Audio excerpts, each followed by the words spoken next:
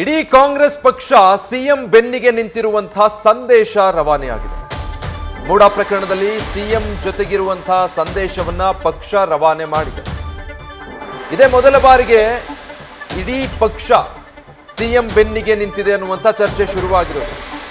ಜನಾಂದೋಲನದಲ್ಲಿ ಕಾಂಗ್ರೆಸ್ನ ಎಲ್ಲ ನಾಯಕರು ಕೂಡ ಭಾಗಿಯಾಗಿದ್ರು.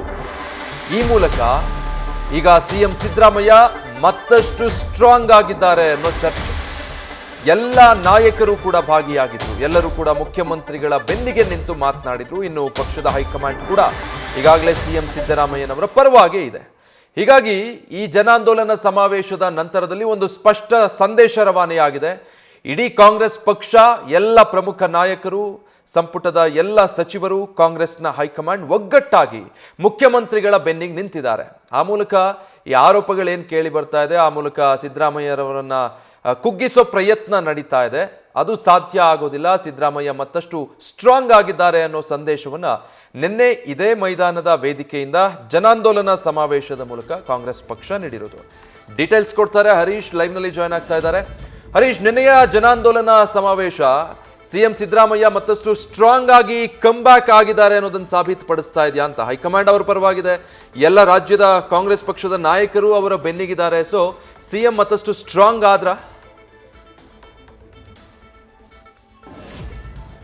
ಖಂಡಿತವಾಗಿ ಕೂಡ. ಯಾಕಂತಂದ್ರೆ ಒಬ್ಬ ಮುಖ್ಯಮಂತ್ರಿ ಮೇಲೆ ಒಂದು ಆರೋಪ ಆಗಿರ್ಬೋದು, ಮತ್ತೆ ಪ್ರತಿಪಕ್ಷಗಳು ನಿರಂತರವಾಗಿ ವಾಗ್ದಾಳಿ ನಡೆಸುವಂತ ಒಂದು ಸಂದರ್ಭ ಆಗಿರ್ಬೋದು, ಇವೆಲ್ಲವನ್ನ ನೋಡಿದಂಥ ಸಂದರ್ಭದಲ್ಲಿ ಹೈಕಮಾಂಡ್ ಸಂಪೂರ್ಣವಾಗಿ ಇಡೀ ಪಕ್ಷ ಒಬ್ಬ ಮುಖ್ಯಮಂತ್ರಿ ಬೆನ್ನಿಗೆ ನಿಂತಿರುವಂಥದ್ದು ಕೂಡ ಇದೇ ಕಾಂಗ್ರೆಸ್ ಮಟ್ಟಿಗೆ ಮೊದಲು ಅನ್ನುವಂಥ ಚರ್ಚೆಗಳು ಈಗ ಶುರುವಾಗಿದೆ.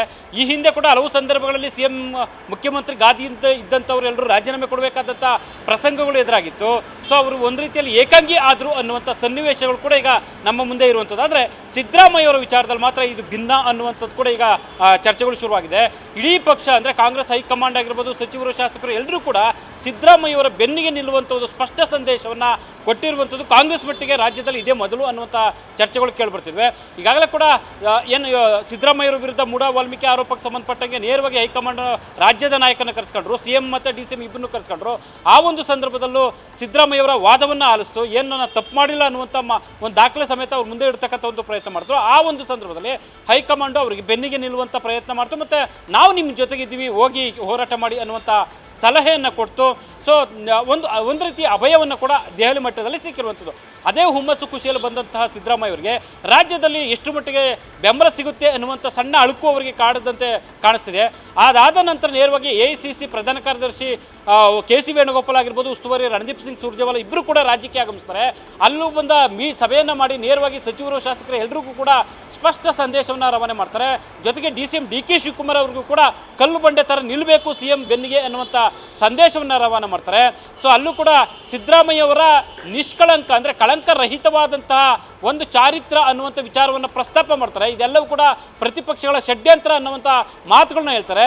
ಅದ್ರ ಬೆನ್ನಲ್ಲೇ ಸಿದ್ದರಾಮಯ್ಯ ಅವರಿಗೆ ನಿರಂತರವಾಗಿ ಅಂದರೆ ಬೆಂಗಳೂರಿಂದ ಮೈಸೂರಿಗೆ ಏನು ಸಮಾವೇಶಗಳು ಮಾಡ್ಕೊಂಡು ಹೋದ್ರು, ಬಿಡದಿ, ಚನ್ನಪಟ್ಟಣ, ರಾಮನಗರ ಆಗಿರ್ಬೋದು, ಮತ್ತು ಮಂಡ್ಯ, ಮದ್ದೂರು, ಇಲ್ಲೆಲ್ಲವೂ ಕೂಡ ಒಗ್ಗಟ್ಟಾಗಿ ಸಚಿವರು, ಶಾಸಕರು ಎಲ್ಲರೂ ಕೂಡ ನಿಂತು ಒಂದು ವೇದಿಕೆಯಲ್ಲಿ ಮಾತಾಡುವಂಥ ಒಂದು ಪ್ರಯತ್ನ ಆಯಿತು. ಅಂದರೆ ಮೈತ್ರಿ ಪಕ್ಷಗಳ ವಿರುದ್ಧ, ಅಂದರೆ ಸಿಎಂ ವಿರುದ್ಧ ಏನು ನಿಂತಿದ್ದು ಮೈತ್ರಿ ಪಕ್ಷಗಳು, ಅದರ ವಿರುದ್ಧವಾಗಿ ಸೊ ಆಡಳಿತಾರೂಢ ಕಾಂಗ್ರೆಸ್ ಸಚಿವರು, ಶಾಸಕರು ಎಲ್ಲರೂ ಕೂಡ ನಿರಂತರ ಜನಾಂದೋಲನ ಸಮಾವೇಶದಲ್ಲಿ ಒಗ್ಗಟ್ಟನ್ನು ಪ್ರದರ್ಶಿಸಿಕೊಂಡ್ರು.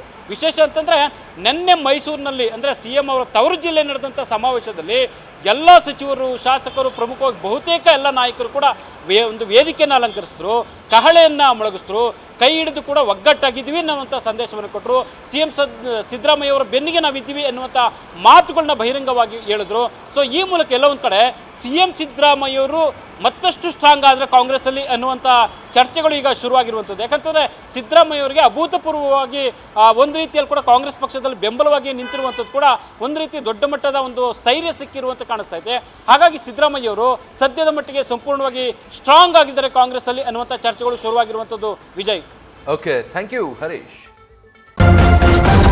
ನ್ಯೂಸ್ ಫಸ್ಟ್ ನಿರ್ಭೀತಿಯಿಂದ ನಿಮ್ಮ ಪರವಾಗಿ.